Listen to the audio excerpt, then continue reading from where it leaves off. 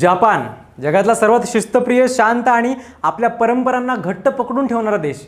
पण सध्या याच देशात एक असा वाद पेटला ज्याने फक्त जपान नाही तर संपूर्ण जगाचं लक्ष वेधून घेतलंय. फुजिसावा या शहरात पहिल्यांदाच मस्जिद बांधण्याचा प्रस्ताव समोर आला आणि त्यानंतर हजारो जपानी नागरिक अक्षरशः रस्त्यावर उतरले.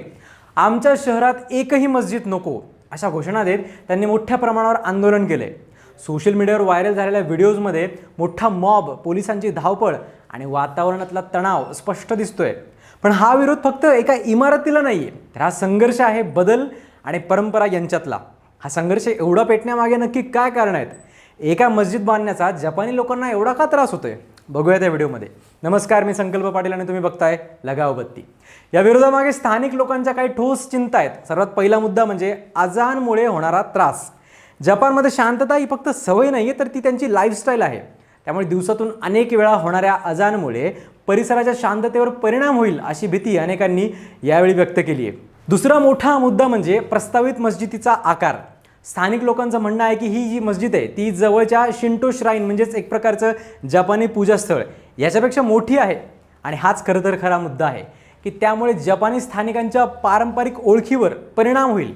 कारण जपानी समाजात मंदिरं, श्राईन्स आणि त्यांच्याशी जोडलेली संस्कृती खूप जास्त महत्त्वाची मानली जाते. त्यामुळे अचानक एक वेगळी धार्मिक रचना उभी राहणं, जी तिथली मूळसुद्धा नाही आहे, हे अनेकांना स्वीकारणं कठीण जात आहे. पण हा वाद फक्त इथेच थांबत नाही. अंतिम संस्काराच्या पद्धतीवरून सुद्धा सध्या मोठी चर्चा सुरू आहे. जपानमध्ये जवळपास 99% लोक भारताप्रमाणेच डेड बॉडीचं दहन करतात, पण इस्लाममध्ये दफन करण्याची प्रथा आहे. जपानसारख्या देशात जिथे जमीन आधीच मर्यादित आहे, तिथे कब्रस्तानसाठी जागा मिळवणं मोठं आव्हान आहे.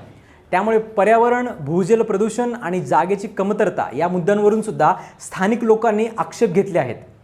काही ठिकाणी आधीच कब्रस्तानसाठी प्रस्तावांना विरोध झाला होता आणि त्यामुळेच हा मुद्दा जास्तच सेन्सिटिव्ह बनला आहे. आता इथेच एक मोठा प्रश्न उभा राहतो की अचानक हा बदल का झाला?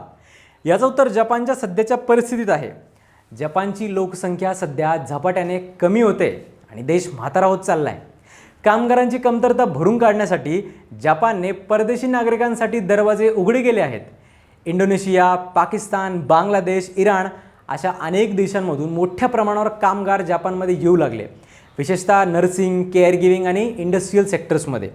यामुळे मुस्लिम लोकसंख्येत वाढ झाली आणि त्याचसोबत धार्मिक पायाभूत सुविधांची गरजसुद्धा वाढली.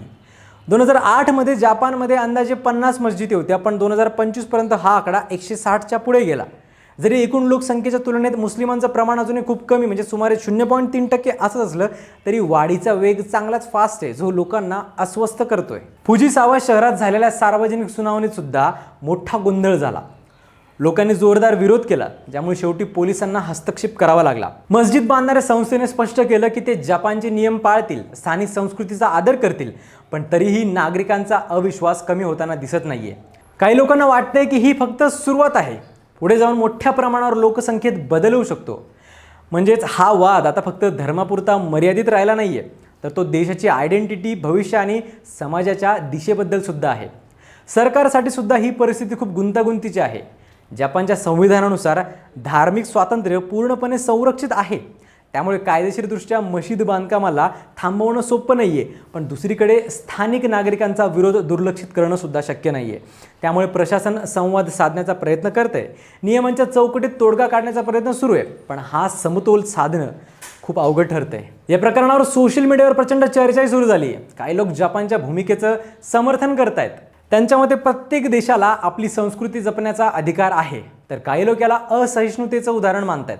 त्यांच्यामध्ये ग्लोबल जगात विविध संस्कृती एकत्र राहणं गरजेचं आहे. तर काही लोकांची मतं अशी सुद्धा आहेत की ही वाढ जगभरात खूप वाढली आहे, हिला वेळेवर आळा घातला नाही तर अवघड होईल. म्हणजेच हा वाद आता एका शहरापुरता मर्यादित राहिलेला नाही आहे, तर तो ग्लोबल लेवलवरचा एक मोठा प्रश्नच बनला आहे. शेवटी काय, तर कोणताही बदल जेव्हा समाजात येतो तेव्हा तो फक्त बाहेरून दिसणारा नसतो, तो लोकांच्या मानसिकतेला, त्यांच्या भीतीला आणि त्यांच्या ओळखीला स्पर्श करतो. आणि जपानमध्ये सध्या नेमकं तेच घडतंय. पुढच्या काही दिवसात हा वाद कसा वळण घेतो, सरकार काय निर्णय घेतं आणि स्थानिक लोकांचा दृष्टिकोन बदलतो का, हे पाहणं खूप महत्त्वाचं ठरणार आहे. भारतातही मशिदी आणि आजानवरून उफळलेले वाद आपल्याला काही नवीन नाही आहेत, पण या प्रकरणावर तुमचं काय मत आहे ते कमेंट्समध्ये नक्की सांगा आणि सबस्क्राईब करा लगाव बत्ती.